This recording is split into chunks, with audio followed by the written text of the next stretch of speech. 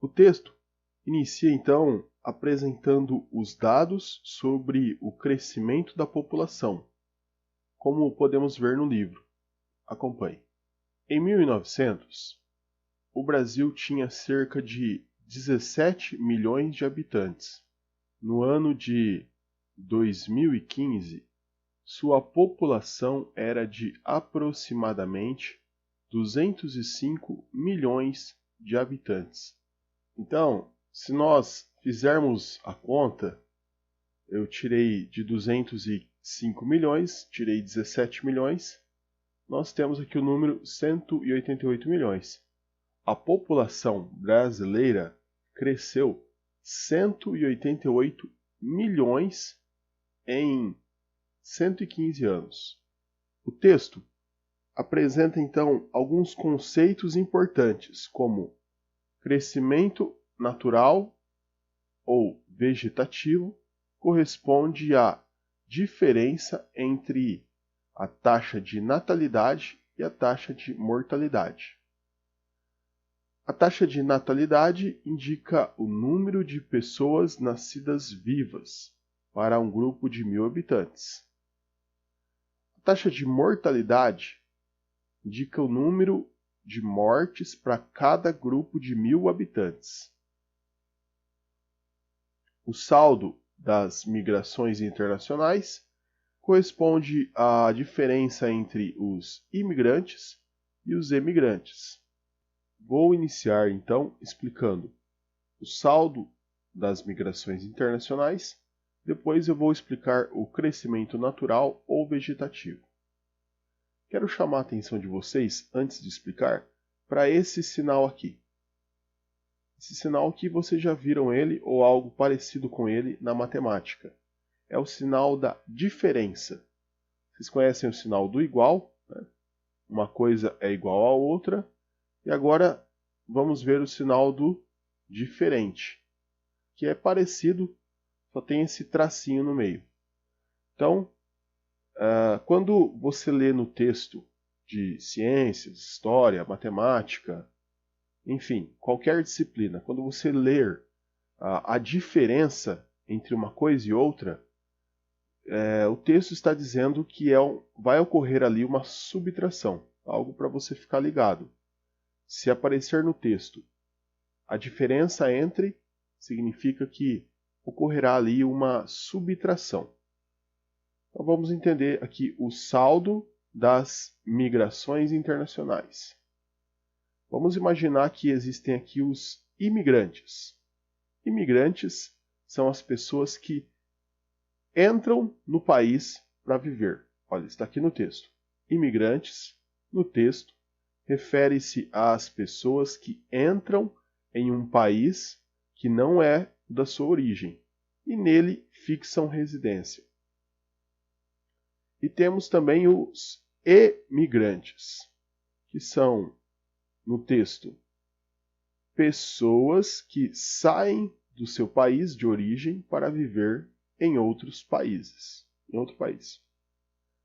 Bom, quando nós falamos da diferença entre imigrantes e emigrantes, nós estamos falando quantas pessoas entraram menos quantas pessoas saíram do país. Então vamos supor que entraram no Brasil 50 mil pessoas e saíram menos 30 mil pessoas. Ou seja, nós temos um crescimento de 20 mil pessoas. Um saldo migratório de 20 mil. O saldo migratório é uma das explicações que o texto propõe para entender esse crescimento de 188 milhões de pessoas no país em 115 anos. O outro fator que explica esse crescimento é o crescimento natural ou vegetativo. Aqui, novamente, o texto coloca alguns conceitos novos. A taxa de natalidade e a taxa de mortalidade. Vamos entender isso. Taxa de natalidade significa quantos nascem vivos em um grupo de 1000 pessoas, de 1000 habitantes. Ok? Vamos lembrar dessa palavra aqui, ó, Natal. O que nós comemoramos no Natal? O nascimento de Jesus. Então, a taxa de natalidade mede quantas pessoas nasceram vivas. E temos a taxa de mortalidade. E o próprio nome explica aqui, ó, mortal, mortalidade. Quantas pessoas morreram em grupos de 1000? Como falei anteriormente, quando o texto cita que ocorrerá uma diferença entre, significa que haverá uma subtração. Então, a ideia é que você colete o dado de quantos nasceram vivos em determinado ano e quantos morreram em determinado ano. Vamos fazer um exemplo simples. Nasceu 10.000 pessoas, morreu 3.000 pessoas. A diferença entre um com o outro é de 7.000 pessoas. Ou seja, a população aumentou naquele ano específico em 7.000 pessoas. É um exemplo hipotético, só para vocês entenderem a continha. E através desses dois dados, do saldo das migrações e do crescimento natural ou vegetativo, é que se chega a esse número de 188 milhões de pessoas em 115 anos de contagem aí dos dados. Seguimos com o estudo olhando mais um dado apresentado que fala sobre o aumento da população. Nós vimos no slide anterior que a taxa de natalidade representa quantas pessoas nascem vivas, em grupos de 1000. Agora, o texto apresenta a taxa de fecundidade, que indica o número médio de filhos por mulher. Então, mais um nome diferente, a taxa de fecundidade, como está aqui no gráfico. Vamos fazer a leitura, então, deste gráfico, de 1960 a 2015. Portanto, aqui um período de 55 anos. O gráfico demonstra que a taxa de fecundidade, que é o número médio de filhos por mulher, vem diminuindo. Veja bem, vamos entender isso de uma maneira simplificada. Em média, cada mulher no Brasil tinha 6 filhos em 1960. Em 1970, novamente, cada mulher no Brasil tinha, em média, 6 filhos. Em 1980, esse número caiu. Cada mulher passou a ter, em média, 4 filhos. Em 91, 3 filhos. No ano 2000, 2 filhos. No ano de 2010, cada mulher tinha, em média, 2 filhos. E no ano de 2015, cada mulher tinha, em média, 2 filhos. Por que que em 1960 as mulheres tinham 6 filhos e em 2015 elas passaram a ter apenas 2 filhos? O texto apresenta alguns fatores dessa diminuição. Vamos ver aqui. O aumento da escolaridade. Então, aqui de 1960 para 2015, é possível dizer que houve um aumento de escolaridade entre mulheres.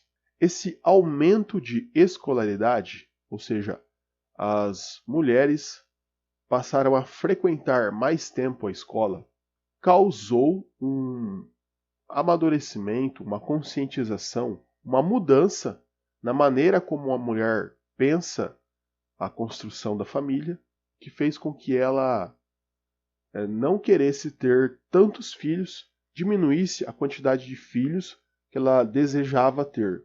Outro fator determinante aqui: o aumento da participação da mulher no mercado de trabalho. Nós vamos estudar em um outro momento que no Brasil houve uma transformação no mercado de trabalho. No período anterior, o número de homens que sustentavam uma casa era muito grande, e com o passar do tempo, cada vez mais as mulheres foram entrando no mercado de trabalho, ocupando vagas de trabalho e assumindo o posto de provedoras do lar. Ou seja, se o marido, se o homem trabalha e sustenta a casa, a mulher pode ficar em casa cuidando dos filhos. Agora, se a mulher precisa ir trabalhar para sustentar a casa, quem vai ficar em casa cuidando dos filhos? Exatamente, ninguém. Então, a partir desse momento em que as mulheres começaram a ingressar no mercado de trabalho com um pouco mais de força, as mulheres foram decidindo por si só que não queriam ter tantos filhos, queriam ter menos filhos. Precisavam ter menos filhos porque elas iriam trabalhar e não haveria com quem deixar essas crianças. Então isso também trouxe uma mudança na maneira como a mulher enxergava essa situação, trazendo aí uma diminuição dessa taxa de fecundidade. Mulheres tendo menos filhos de ano após ano. E um outro dado que o texto traz é o planejamento familiar. Vamos imaginar aqui que em 1960 não havia o planejamento familiar. O que seria esse planejamento? É o marido e a mulher, o homem e a mulher, o esposo e a esposa, sentar-se e pensar juntos. Olha, vamos construir uma família. Como faremos isso? Vamos nos casar, vamos comprar uma casa e vamos ter 2 filhos. Talvez um menino e uma menina, ou teremos 3 filhos. Vamos tentar ter pelo menos um menino e uma menina. A partir de um dado momento histórico, o planejamento familiar começou a ocorrer no Brasil. Antes do surgimento dessa palavra aí, planejamento familiar, os casais tinham filhos sem se planejar, sem se programar. Teve um filho, aí teve mais um, aí teve mais um, aí teve mais um, e foram nascendo vários filhos, com famílias bem grandes.